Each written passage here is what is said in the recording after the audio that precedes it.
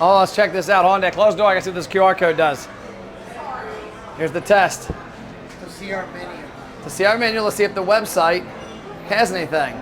Let's see if it's a PDF. Hofbräuhaus.page.link. It's a PDF. Come on, like that's just a piece of me died. You can't send traffic to a PDF. Let's go, boys. We're out of here.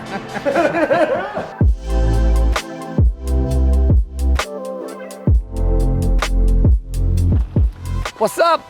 Going back to where it all started. I've got Christian, I've got Adam in town, got my dad, I got Peter behind the camera, my wife Christy. We are going to Hofbräuhaus Newport. So Christian and Adam are part of our team in Arizona that work that whole state and that region. And I'm taking them to Hofbräuhaus Newport because as I talk about when we get to the restaurant, I'm gonna talk about how we created the concepts, the first people to create the concepts of acquiring data how we do, and what it's led to and the opportunities as we move forward. Let's head to Hofbräuhaus.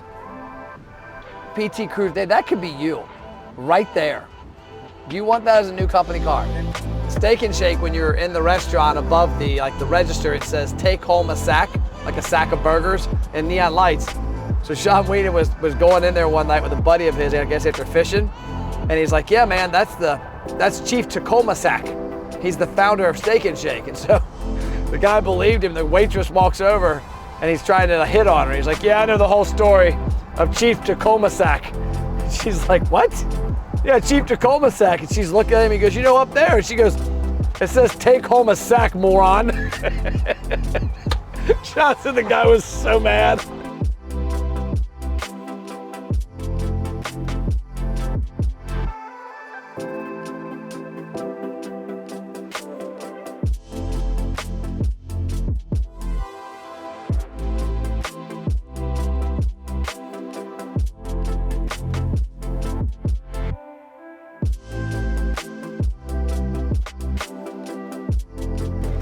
So boys, this is where it started. So this is the ad. When Nick Ellison told me, with the owner of the restaurant, him and a couple other guys, I can't deposit likes. He was anti-digital marketing because he didn't understand it. He's an older gentleman, awesome entrepreneur. We're spending hundreds of thousands of dollars on mass media. And so it was National Pretzel Day. This is the actual ad. It's in my book. There's somewhere in the middle of the book, there's an ad on it. But it was literally, join us April 26th for National Pretzel Day, $5 pretzels and beer cheese all day. Click the link below to print off the coupon and bring it. It was only good that day. And so this was the product, their number one P-Mix item, normally 10 bucks. And the concept behind it was to prove to them that people walking in with their phone, showing them, oh, okay, shit, people are actually doing this. Monday morning, he calls me. We did 3 ads. We did the 3 posts you see here, one for Columbus, one for Pittsburgh, one for Newport. This is Newport. We did $50 of a paid ad behind it, and then we did an email for each location to their database. The next day, that day the stats, 18 grand in sales, 100% attributed to people bringing this in. So they came in, they got this, and then they got, typically people get liters of beer. Matt Platt doesn't drink, I get liters of Mountain Dew. But they brought it in mass. He calls me Monday morning and goes, I can deposit 18 grand. Apparently your likes drive sales. Let's do it. But what happened though, the problem was, he's like, hey, let's do National Sauerkraut Ball Day. Like, let's just make it up. That's one of our items. Let's do National Fried Pickle Day. Well, we did that for a few weeks. And I said, guys, here's the problem.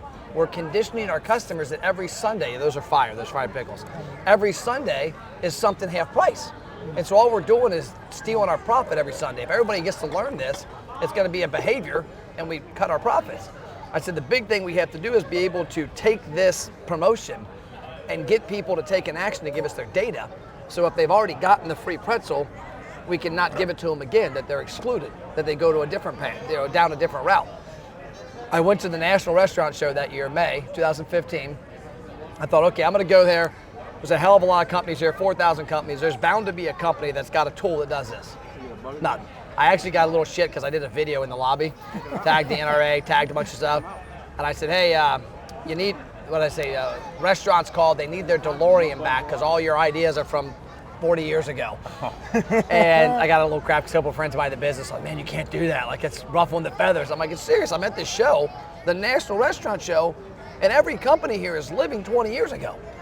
And so that's what set us out. I came back. I'm not a tech guy. If you know me, you know I'm at roots not a tech guy. Luis knows me. I know enough to be dangerous, but I'm not really a tech guy. I'm a marketing and sales guy and an idea guy. And so I came back. Yeah, Dad, you're not a tech guy. That's a proof. My dad out here saying he's a tech guy. Lie.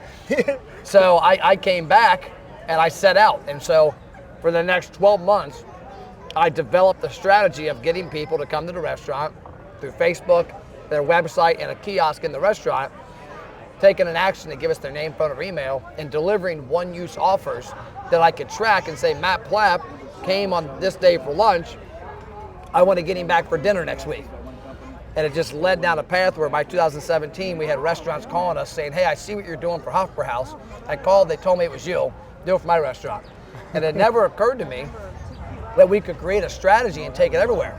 But I'll tell you the big thing that really brings it full circle is that what hurt our company though from 2018 to 21, we became a one-trick pony. Was from 2010 to 2017 with Hofbräuhaus, we did all their marketing. And so we were doing video marketing on their web, we were doing community stuff, we were doing live broadcasts, we were live all the time. We were doing 15 to 20 elements of their marketing that were all supportive. Like this wasn't the breadwinner, everything was supportive. And what I found is that when we transitioned to just being this, we weren't leveraging the expertise me and my team have on how to do other things. And we also found during the pandemic, when June of 2020 came along, I had Tom on our tech team look at the data. I said, hey, I want you to tell me why these 25 restaurants are doing really good during the pandemic, and these 25 that look identical aren't. And I thought he'd come back with a really cool tech answer, like this many email, like their database size, their page engagement. He came back and said, Matt, it's pretty clear. These 25 are marketing 15, 20 other ways. They're live on Facebook all the time. They're active on highlighting their employees. They're active on telling stories. They're doing other things. And so what we do and everything is lifting it up. Whereas the ones that aren't doing good, all they do is post red ocean tactics on their Facebook page. They're constantly just food, buy food, buy food, buy food. There's no video, there's no live video, there's no community involvement, there's nothing out there. They need all the cogs in the wheel. All the cogs in the wheel. And so that was a big thing for us because it breaks my heart when restaurants would call us the last couple of years, hey, I'm going to cancel our services. I'm like, why? Well, it's not working. I'm like, well, it is working for what it's meant to do. There's nothing else with it. And so I realized we were failing, like my Jerry Maguire moment was that we had to come full circle and go back to our roots and tell our clients, like, yes, we can provide this acquisition. There's 13 steps that we do in here with online, in-store, social media activation, all the automations, the redeemable offers, the dashboard. But we had to be able to take them to the next step. So now, like moving forward, while you guys are in town, is to go over this stuff. Which, by the way, this is Christian and Adam from Arizona, the ABR guys out in Arizona, local 480. Didn't introduce you guys. That was kind of rude. Right. My wife always tells me I'm rude. You're good, man. But the concept is that we've got to go back to our roots, to where restaurants realize we're their number one source for marketing. That they should not, when they have a hiccup in sales, it's not to cancel their marketing, which is the worst thing you can do. Yeah. It's to say, what can we do to elevate it? What are we missing? What can we add? Yeah, what can we add? And it's like we're gonna do a podcast tomorrow, and I'm gonna bring up the example of the Ryle basketball girls and how the two girls from our high school were on college level playing against each other on ESPN, and no local restaurant did anything. Yeah. So we're gonna talk about that a little deeper, but I want you guys to come when you're in town to have the pretzel and beer cheese. Yeah, because Where it all started? April 25th, 2016, this 2015, this idea came up 2 weeks prior to this when he said, Matt, I can't deposit likes. Because we had grown Hofbräuhaus Pittsburgh's Facebook page from like 5,000 fans to 39,000 or something. We had put a kiosk in the restaurant and we're getting like 5,000, 10,000 people between the locations to join their email and text club, and they didn't get it. They didn't understand the concept of leveraging that data for visit 2 through 100. They only just understood running advertising on the radio and on TV. For that first one. For that first one and for that marketing, like this is the way. And so this led to the whole thing, and here we are. So, ready to do this? Let's have some Hofbräuhaus, pretzel cheers. beer cheese. Oh, let's cheers. There you go. This idea led All to right. a company that was me and Ashley, and now it's 47 strong and growing. Yes. Salute to that. And I have to try the pretzel. They're amazing. The fried pickles are amazing. The pretzel and beer cheese is So amazing. basically just Did you how a get that? restaurant elevates their food, You get that drip? elevate the marketing. There we go. Look at that. That's some real beer cheese. Okay, so with regards to what we do, we're at the restaurant where all this started. Yeah. Proven to the restaurant world that you got to get customer data. You got to invite them in with an ethical bribe so that you can create a journey of them coming back over and over and over. What didn't happen on this visit? No one asked us to scan anything. No one asked us to do anything. Yeah. Like nobody said, hey, have you guys ever been here before? Hey, you want to, worst case, download our app. You want to join our loyalty program. You want to be a VIP. You want something for your birthday. And so here it is, we spend $283. And the goal is not to get us to spend $283 now. Every time. It's to get us to come back over and over, because that's the opportunity. It's not visit 1, it's visit 2 through 50. And visit 2 through 50 can either happen by one of two ways: hope and pray, or aim and expect. Hope and pray is what most restaurants practice. I hope Matt Plapp had a good meal. I pray he comes back again.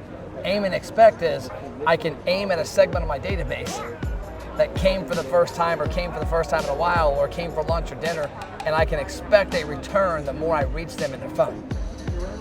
I mean, it's the podcast I did Monday, the most predictable thing nowadays is that you know where people are at. You understand, like back then it was, are they on one of these 10 radio stations, one of these 5 TV stations, what cable station, what direct mail piece for each of them.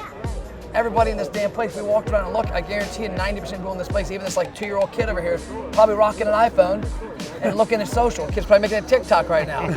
So that's the important part. So that's the big thing we have to get through with the new programs, is not only us elevating our service and our experience with our customers, but also elevating the training. Because that guy could have walked up easily if they had a tool. And it was good. Oh, he's good. He's a great server. The food was excellent. The service was great. The atmosphere is awesome. Why wouldn't you come back? Because we forget about it. Yeah.